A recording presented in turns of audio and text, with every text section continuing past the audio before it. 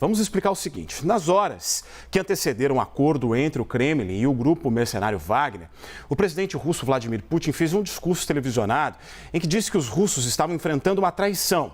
Vamos assistir um trecho. Мы не дадим этому повториться.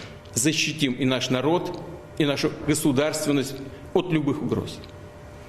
В том числе от внутреннего предательства.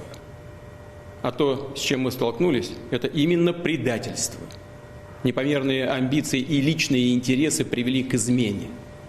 К измене и своей стране, и своему народу, и тому делу, за которое бок о бок с другими нашими частями и подразделениями сражались и погибали бойцы и командиры группы «Вагнер». O presidente russo disse que a ação do grupo Wagner em meio à guerra na Ucrânia foi uma apunhalada nas costas. Veja. Эта битва, когда решается судьба нашего народа, требует единения всех сил, единства, консолидации и ответственности, когда в сторону должно быть отброшено все, что ослабляет нас. Любые распри, которыми могут воспользоваться и пользуются наши внешние враги, чтобы подорвать нас изнутри. И потому действия, которые раскалывают наше единство, это, по сути, отступничество от своего народа, от боевых товарищей, которые сражаются сейчас на фронте. Это удар в спину нашей стране и нашему народу. Повторю, любая внутренняя смута – смертельная угроза для нашей государственности, для нас, как нации. Это удар по России, по нашему народу. И наши действия по защите Отечества от такой угрозы будут жесткие. Все, кто сознательно встал на путь предательства, кто готовил вооруженный мятеж, встал на путь шантажа и террористических методов, понесут неименуемое наказание. Ответят и перед законом, и перед нашим народом. Bem, professora, são termos bem fortes, intensos, né, usados por Putin nesse discurso na televisão. A gente pode entender que ele cumpriu a promessa da qual disse que não permitiria uma guerra civil? Olha, Jairo, essa é a discussão que tem sido feita intensamente, né, principalmente desde o anúncio do acordo. É claro que não parecia interessar a ninguém que um derramamento de sangue acontecesse nos termos do que se profetizava, né? Então, o próprio grupo Wagner tinha consciência dos riscos que corria ao tentar uma investida dessa natureza e, claro, o presidente Putin, na tentativa, como a gente já disse antes, de garantir a sensação de controle, segurança e, portanto, a coesão social, também não queria que isso culminasse em um conflito generalizado ou numa guerra civil, como as pessoas têm dito. Assim como também, se a gente olhar para a arena externa, a principal preocupação das potências, né, e elas se manifestaram todas basicamente nessa direção, é de que seria muito importante encontrar meios de evitar um enfrentamento. Então esse era o grande consenso, o consenso de não deixar as coisas chegarem às vias de fato. Agora, o que gera debate, e aí não é consenso, tem a ver com o processo em que essa negociação se desenvolveu. A versão oficial dos fatos, né, dá conta de que o mediador teria sido o Lukashenko e, portanto, Belarus teria desempenhado um papel fundamental nesse processo negociador, com vistas justamente a evitar a escalada do conflito. A desconfiança de alguns é que, na prática, isso pode não ter acontecido, ou seja, a própria Belarus talvez tenha tido um papel menor, talvez tenha sido um interlocutor conveniente, né, uma terceira parte que acomodou as tensões principalmente no Kremlin, ou seja, talvez a negociação tenha sido diretamente entre o próprio governo russo e a liderança do grupo Wagner, mas para não demonstrar que o governo russo tivesse voltado atrás, ou cedido, ou negociado com quem justamente o Putin condenou em termos tão duros, né, e isso demonstraria fraqueza do lado do Putin, envolver um terceiro ator pode ter sido estratégico, ou seja, mantém o discurso duro, intenso, bastante agressivo, como a gente viu, ao mesmo tempo em que negocia e está disposto a ceder. É uma espécie de grande bate e assopra, né, morde e assopra. Então, eu diria que na tentativa de salvar as aparências desse discurso, pode ser que a própria negociação tenha necessitado de um interlocutor internacional, porque, claro, ninguém queria que o conflito acontecesse, Jairo. É o famoso pedir arrego, como a gente fala aqui no Brasil, professora. Putin fez isso para o Lukashenko e, se sim, imagino que teve um custo. É alto?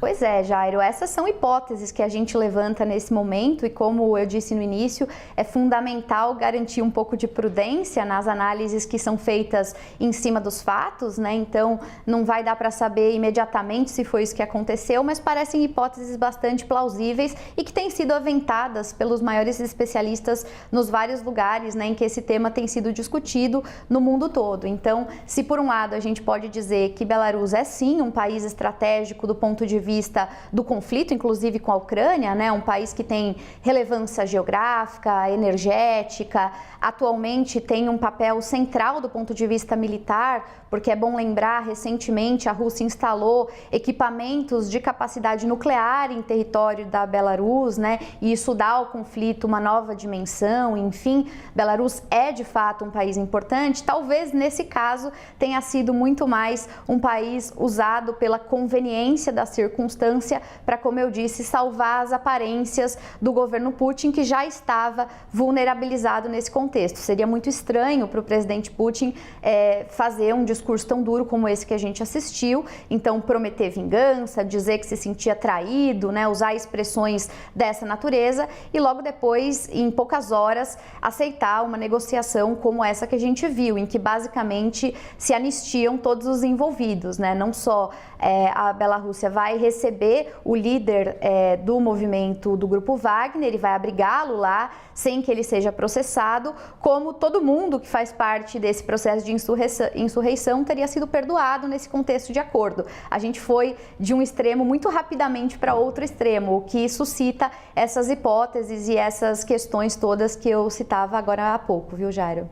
Professora, seria errado da minha parte dizer que essa foi a primeira concessão do Putin desde o início do conflito na Ucrânia? Muito se fala, né? Até independentemente de estar certos ou errados, a gente viu essa discussão até no governo brasileiro, né? O presidente Lula falando que os dois têm que sentar na mesa, conversar, negociar, abrir mão. Mas na prática, dá para entender que este foi o primeiro movimento para trás de Putin no conflito? Olha, Jair, eu acho que esse é mais um dos ingredientes num caldo grosso que vem se formando já há alguns meses, né? A gente teve logo no início da incursão militar, da guerra, né, lá em fevereiro ainda do ano passado, uma primeira demonstração da fragilidade russa, isso porque às vésperas do conflito, a expectativa no mundo todo é de que os russos avassalariam a Ucrânia em poucos dias, que as forças russas eram muito superiores, os equipamentos, as capacidades militares, e que, portanto, essa era uma guerra de curto prazo e uma guerra de vencedor conhecido. Quando, de fato, né, o boots on the ground, como a gente costuma dizer, né, o conflito em campo começou, a gente já teve a percepção de que não seria algo tão simples assim. Não só a Rússia não venceu o conflito e devastou a Ucrânia tão rapidamente, como de lá para cá a gente tem visto que a Ucrânia tem condições, capacidade de se manter nesse conflito com alguma sofisticação. Não só porque agora, obviamente, recebe recursos, repasses e equipamentos de vários países do Ocidente e que isso, claro, ajuda a subsistir ao conflito, mas porque, num primeiro momento, as forças de insurreição da Ucrânia eram, sim, forças que as pessoas tinham subestimado. Então, eu diria que o primeiro senão dessa guerra para o Putin já foi, nessa época, essa autoconfiança exacerbada de que a Rússia seria um país indestrutível. Depois, num segundo momento, acho que mais recentemente, né, depois do um ano da guerra,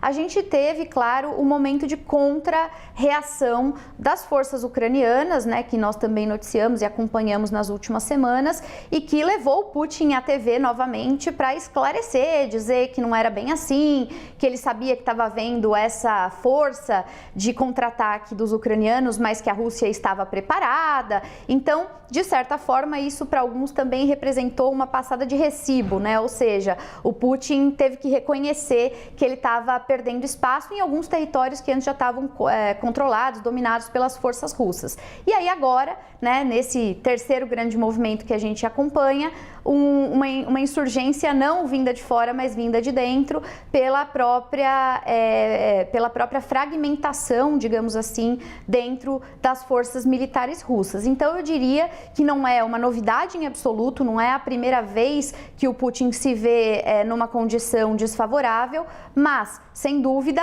é uma novidade, porque agora a dissidência vem de dentro, Jairo. Muito bem, vamos seguir então falando sobre o assunto da guerra. Você já volta a conversar com a gente.